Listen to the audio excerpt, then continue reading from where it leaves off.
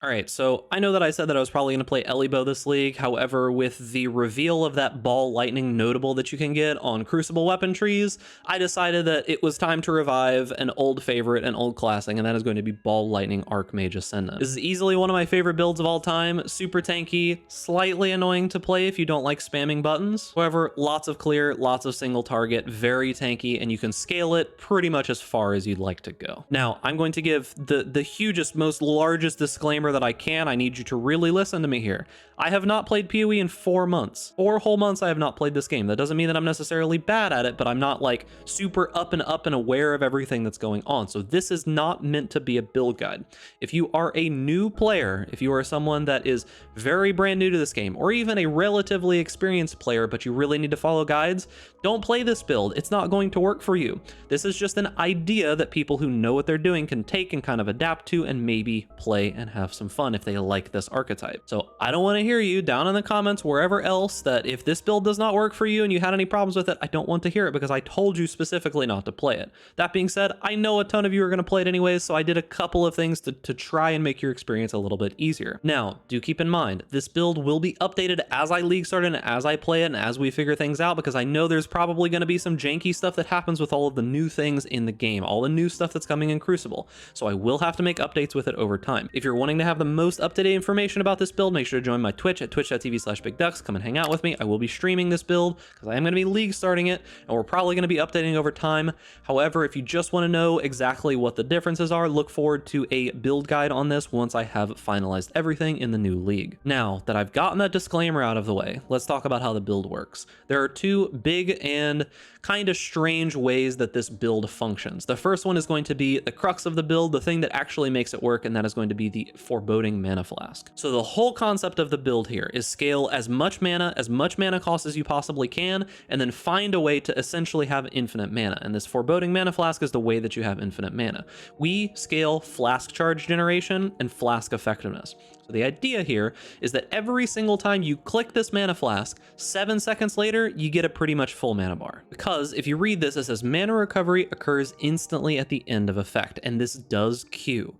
So the idea is that if you spam this 3 times a second, as soon as it starts going into effect, you're going to get that full burst of mana 3 times a second. So this is the thing that makes people not play this build. You need to spam this mana flask all the time if you want to be able to have mana. Now, that being said, if you do turn off Righteous Fire, which we use, you should be able to have enough mana regen per second to be able to cast your ability normally, and you're not going to have to spam this all the time. However, I still recommend that you do it because it ties into our defenses, it ties into our damage, it ties into everything. This is part 1 of the slightly weird mechanics as to why this build works. Part 2 is going to be ball lightning itself. You might notice up at the top here that it says all bolts in range. The whole idea behind ball lightning is you're trying to make the AoE as large as you possibly can, as well as making the projectile as slow as you possibly can. This is going to make it so that it can ping as many times as possible on one target. So to be able to do that, you're going to have to scale things like AoE, which we've got some like AoE nodes here. You can take more AoE nodes here. We scale AoE through our Pledge of Hands. The greater spell echo does some stuff with AoE. Lots of AoE scaling. Also, you might notice that in the links here, you'll see that it has slower projectiles.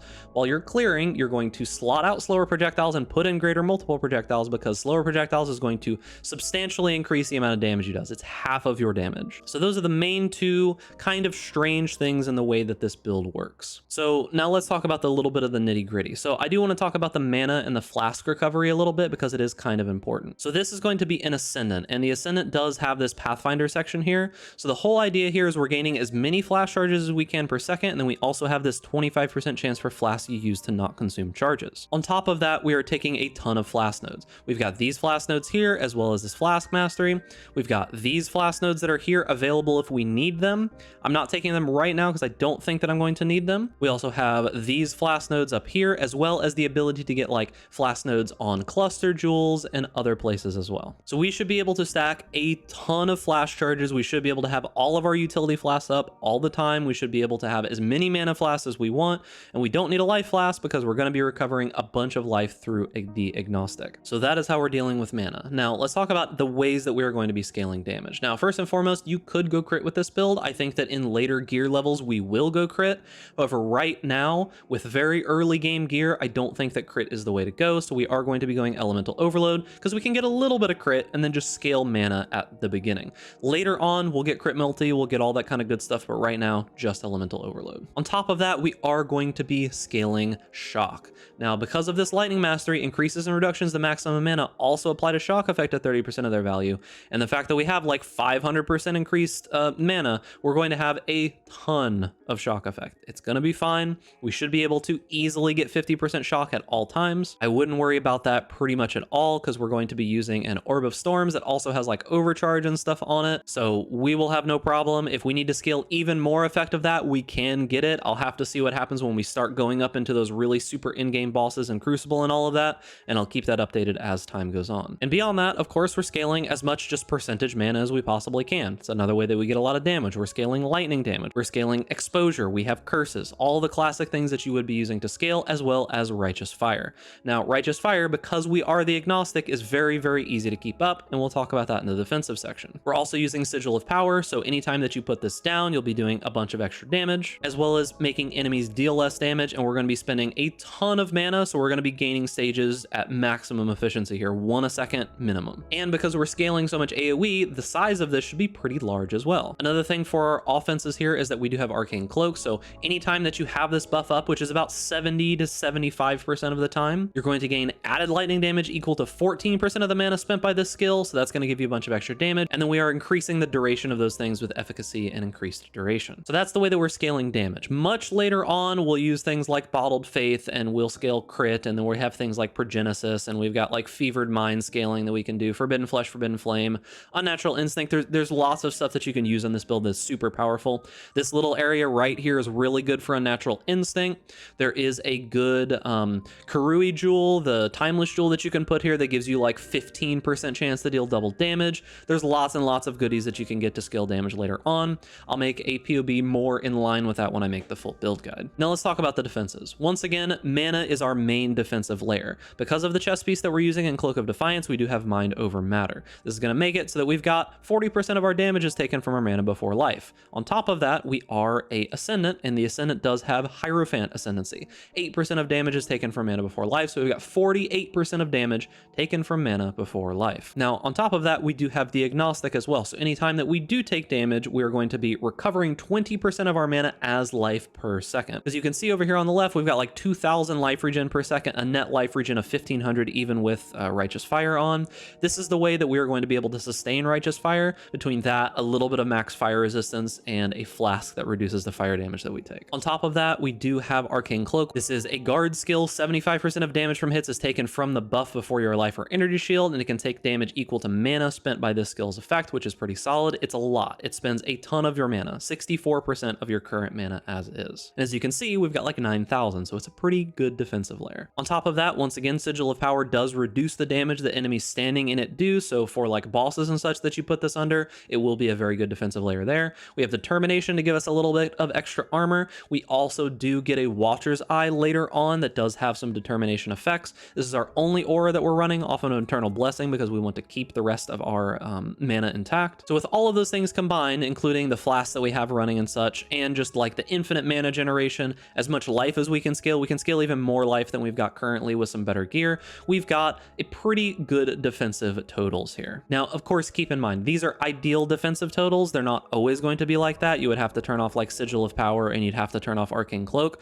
But for the most part, those defensive layers are going to be up in those circumstances, and these still aren't bad for a build that is meant to stay at range and isn't really meant to get hit very often. And when you do take damage, you are going to recover up your health instantly. So still not bad, even with all of those down, and they are going to be up most of the time anyways, so you will have them the vast majority of the time, but I just wanted to show you that those are the numbers without those two things activated. Now, on top of this, because we do have the Ascendant Pathfinder, we can also grab Path of the Ranger, and what this allows us to do is get some spell suppression nodes. Now, with these spell suppression nodes here, talking Mage Bane and these few nodes here, and then these spell suppression nodes down here, plus a couple pieces of gear with spell suppression on it, helmet, gloves, boots, you are able to hit 100% spell suppression relatively easily. If you aren't able to get as much on your gear as you can fill it up with these nodes here. There is a bunch available in this section right here. So 100% spell suppression, a whole bunch of good defensive layers. It's got armor, it's got the mana scaling, it's got the health scaling, all that kind of stuff. Should be relatively tanky. Now, talking about gearing a little bit here in particular, the main item that this build is going to be using is Pledge of Hands. The whole reason that I even wanted to play this league is because I saw that notable that you could get on Pledge of Hands, and there are a bunch of extra little notables that we do have like data mined as of this video. However, they are not finalized, so I'm not going to talk about any of them here except for the one that they showed us, because that one should be finalized. It's going to make it so that ball lightning projectiles will both go out and return to you, but the big reason that you actually would use that notable is because it makes it go out in a circle around you. So if you've got a bunch of ball lightning projectiles, it's just going to be clearing the entire screen at all times. They're going to be going out and in, and it's going to be ridiculous looking, and I can't wait to try it out. On top of that, there are a bunch of other small notables and like links that you can get. One of the biggest ones that you need to keep in mind is that you do want to get that extra link to socketed abilities, because that's going to increase the mana cost of your ability as well as the damage or whatever else it might be. That's going to be super important because it is going to mean a big damage boost.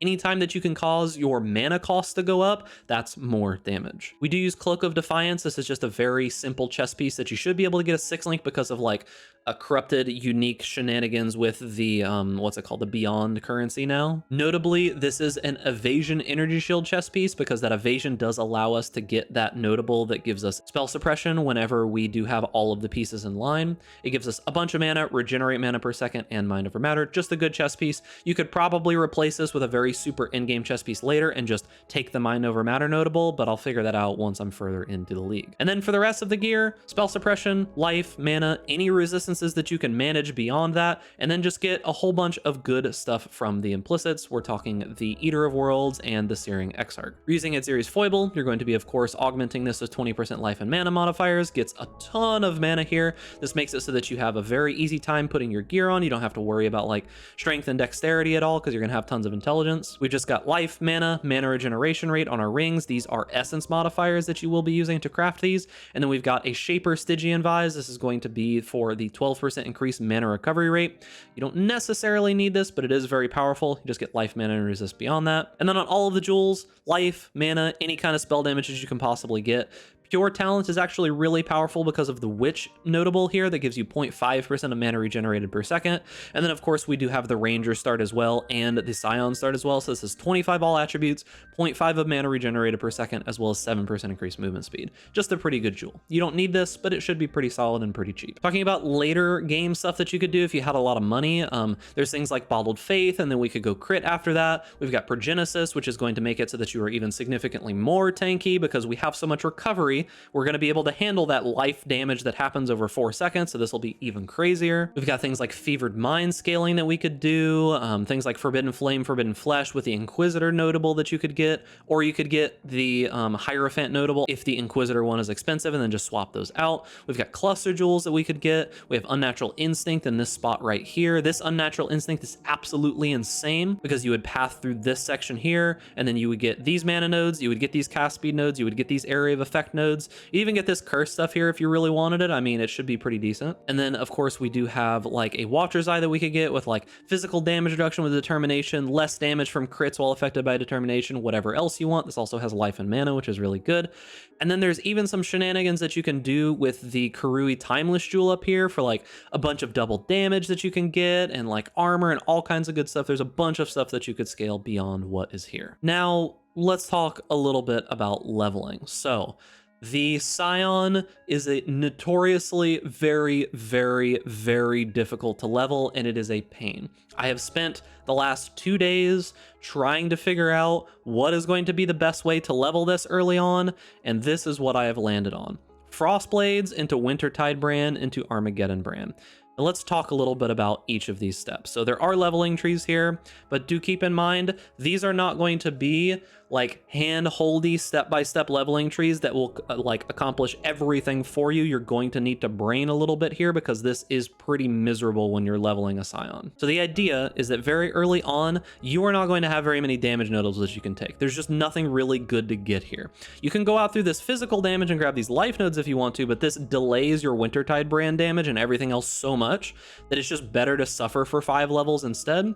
Gonna come out through this mana, grab the saviors of our damage early on, and then head up this way with Frostblades. You'll just use like some dual wielding swords, whatever you can get a hold of early on, use like the recipe to be able to get those. And then we're going to be moving into Wintertide Brand, which is an absolute breeze. Once we get to Wintertide Brand, the build becomes completely fine. Now, the idea here is that we're moving out and moving straight over towards these brand nodes. The biggest one that matters the most is this brand mastery that brands attached to a new enemy each time they activate, no more than once every 0.3 seconds. This will skyrocket your clear, doesn't matter how much damage you have, doesn't matter anything, this will make it so that you are clearing super fast. On top of that, for single target, we'll grab Runebinder. This makes it so that you can have up to 3 Wintertide brands attached, since Wintertide brand is special, and it will make it so that your single target damage is pretty good.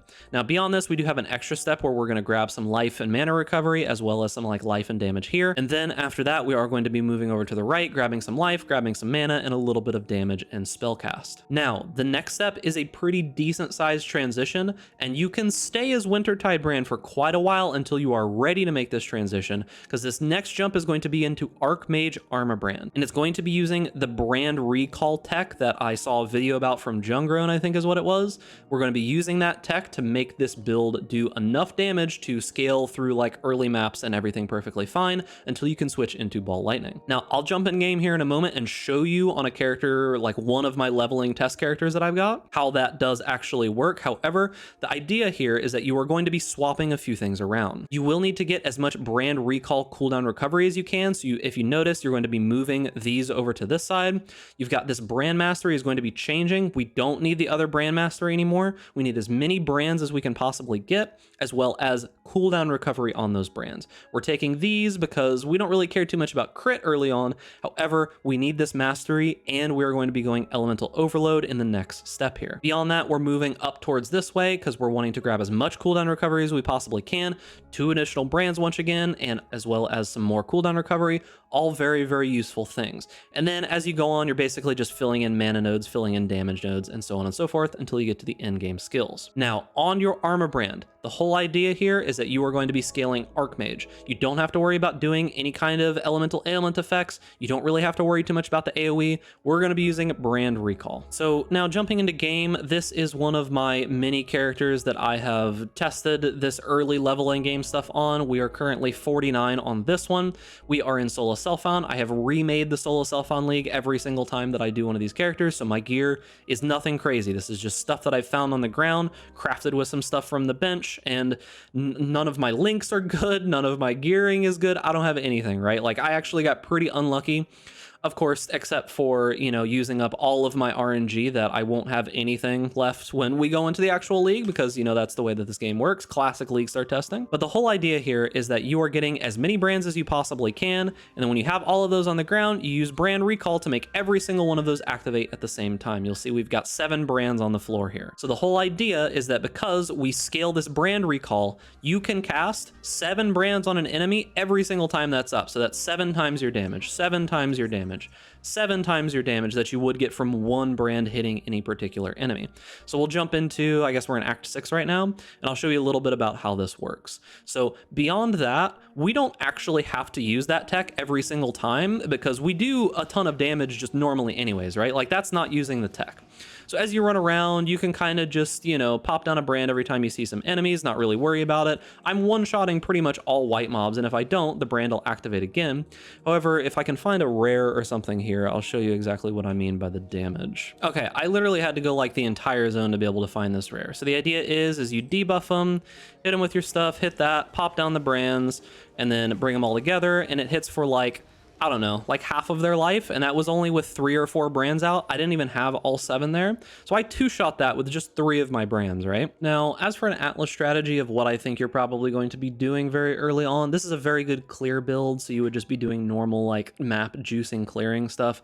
Things like Essence mobs early on, things like probably Legion, think stuff that just adds in extra mobs to your map that gives you things that'll drop on the ground. Kill as many mobs as you can, shove as many different extra cool things in there, like Delirium Orbs, all that kind of good good stuff. That is going to be my main mapping strategy. If you follow me over on Twitch as I'm doing it, you'll see like what I end up landing on, but it's probably going to be some normal, typical juice. The build should be able to handle bosses relatively well. Also, it's got pretty good single target damage when you swap out to the slower projectiles, so I'm not too worried about that in particular. But I don't know if I'll particularly be doing boss farming in general with this build. I'm probably going to stick to some map juicing early on. And that is going to be it for the video. So this is going to be my league start. Remember that it doesn't mean that it has to be your league start. This isn't a build guide. I've done my best to cover those people who want to make the mistake of playing this build. However, not a build guide. Don't blame me if it doesn't go well for you. I'll of course be updating this over time as I league start and as I figure things out with the new league and all the Crucible mechanics and all of that. So look forward to that as well. Also, once again, remember that if you do want to see how my progression goes with this, or you want to play along and follow along with me, I will be live over at twitch.tv/bigduck. So go follow me over there and come hang out with your boy as we do go through the new league. And remember, boys, if you're enjoying this content, make sure to give this video a like, subscribe to the YouTube channel, hit that notification bell to stay up to date with all the latest videos, and stay safe out there in raid class. And I'll see you guys in the next video.